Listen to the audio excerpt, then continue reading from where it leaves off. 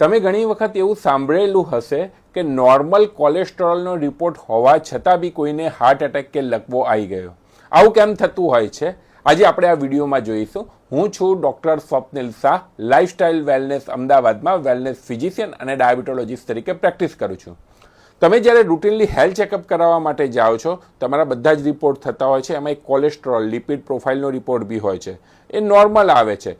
છતાં બી અમુક વખતે તમે સમજો છો કે તમે આ રિપોર્ટ નોર્મલ છે એટલા માટે તમને હાર્ટ એટેક કે લકવાનું જોખમ નથી, પણ ખરેખર એવું નથી હોતું.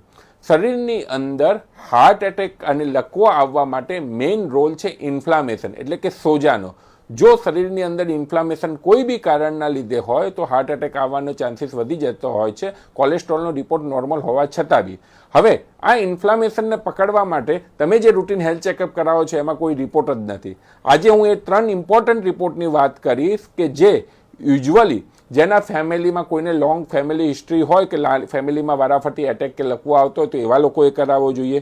જેને ડાયાબિટીસ હોય, બ્લડ પ્રેશર હોય અને એને હાર્ટ એટેકનું રિસ્ક જાણવું હોય તો એવા લોકોએ કરાવવો જોઈએ. અથવા તો કોઈની ફેમિલીમાં નાની ઉંમરે લકવો કે એટેક આવી ગયેલો તો એવા લોકોએ કરાવવું જોઈએ. આ ત્રણેય રિપોર્ટ ઇન્ફ્લામેટરી માર્કર્સ તરીકે ઓળખાય છે.